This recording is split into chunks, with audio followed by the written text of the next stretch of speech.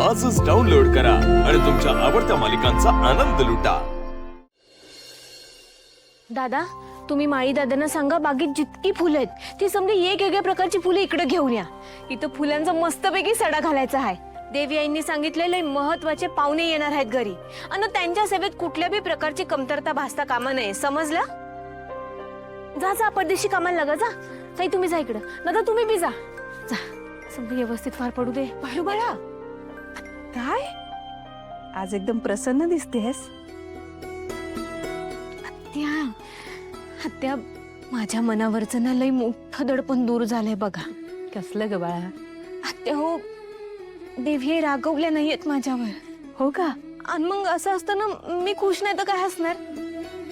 चांगलं झालं बाळा, पण मला सांग एवढी लगबग कसली चालली आहे तुझी? अरे देवा, काय बोलत बसली मी तुमच्याशी?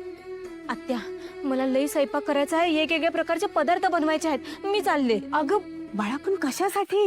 आत्या हाय का आता? कुठल्या जगात आहात तुम्ही आत्या?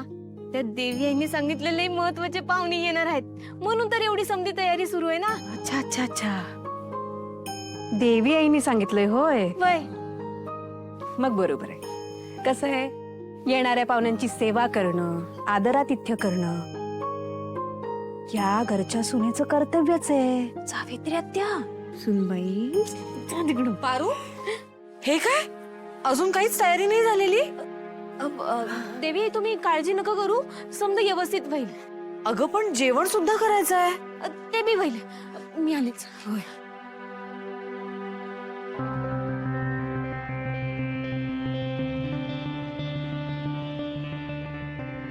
बरं झालं पारू, तुला आईंनी माफ केलं। मला तर एवढं टेन्शन आलं होतं की कशी समजूत काढणार होतो आपण आईंची। अजून आपल्याला तुझ्या आणि आदित्य दादांच्या नात्याबद्दल पण सांगायचं, कसं करणार होतो आपण हे सगळं? पारू, सॉरी पारूताई, काल मला माझी हक्काची बहीण मिळाली, पण सॉरी काल मी तुला गिफ्ट नाही देऊ शकलो, म्हणून मी असं काय बोलताय तुम्ही? हे बघा, माझ्या मनाला वाटलं म्हणून मी तुम्हाला राखी बांधली। मला ते गिफ्ट बिफ्ट काय बी नको आहे। नाही नाही, असं कसं? काल पहिल्यांदा मला कोणीतरी राखी बांधली, गिफ्ट तर मी देणार। अहो पण अरे वा, त्या हे घे। नाही नको। अगं घे। अगं घे पारू, उभळणी आहे, नाही नुसतं म्हणायचं, घे।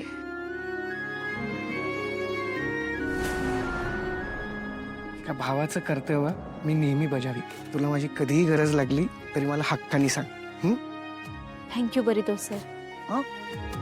दादा, करेक्ट। अरे तुम्हा दोघांचं नातं असंच बहरत राहू। येस, आलोच मी। अरे दिशा, ते पारूला गिफ्ट द्यायचं होतं ना, दिला। ओके, मस्त। आलोच।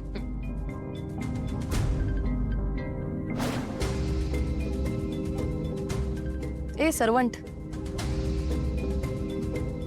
बघू माझ्या नवऱ्याने काय गिफ्ट दिलंय।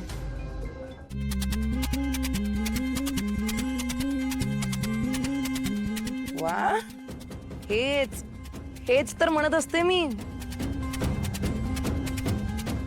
याचसाठी तर तुला मोठ्या घरच्या लोकांशी रिलेशन जोडायचे असतात।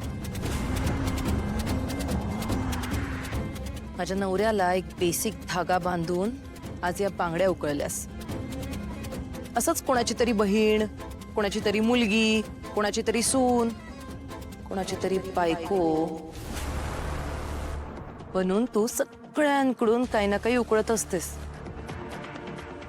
बरं, एवढं सगळं उकळून तुझं पोट नाही भरत आहे? तुला ही संपूर्ण प्रॉपर्टी स्वतःच्या नावावर करून घ्यायची आहे, म्हणून त्या आदित्यला पण स्वतःच्या प्रेमाच्या जाळ्यात फसवलंस तू।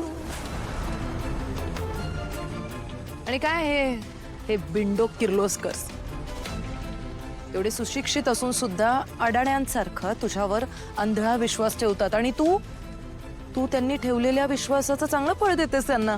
तसं काल दिलंस तुझ्या देवी आईला तोंडघशी पाडून।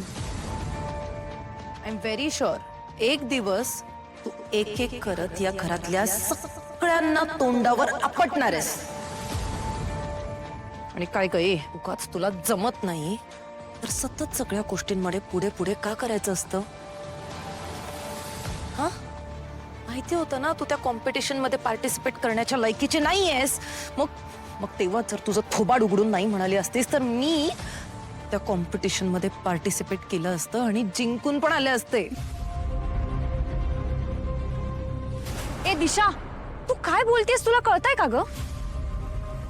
खरं तर ना तुझी या घरात राहण्याची पात्रताच नाहीये, पण आम्हीच तुला ठेवून घेतलंय.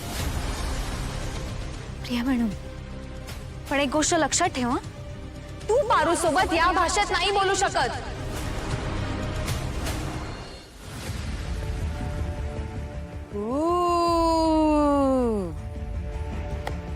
नाईस. किर्लोस्करांची मोठी सून. हे म्हणजे तू पण यांच्या प्लॅन मध्ये सामील आहेस तर. नाईस. अरे मी कसे विसरले, तुम्ही दोघी तर ऑलरेडी एक टीम आहात. येस, आधी तू या मोलकर्णीच्या हेल्पने त्या प्रीतमला स्वतःच्या प्रेमाच्या जाळ्यात ओढलंस, म्हणून तर त्याने माझ्यासोबत होणारं लग्न मोडून तुझ्यासोबत लग्न केलं, जेव्हा की तुझी या घरची सून होण्याची लायकी सुद्धा नव्हती. पण आता तुम्ही दोघी बघत राहा कशी चुटकी सरशी तुम्हाला दोघींना या घराबाहेर फेकून देते ते. दिशा तू चल तू.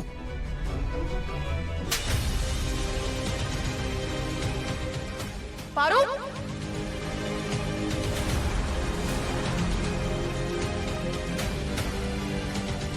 कोण आहात कोण तुम्ही?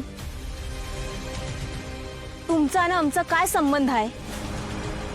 एक गोष्ट विसरू नका, तुम्ही या घरची सून नाही आहात.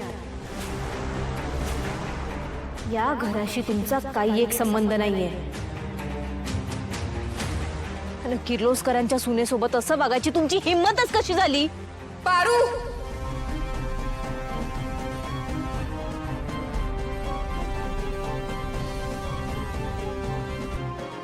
काय गए, तुझी हिम्मत कशी झाली हिच्याशी असं बोलायची?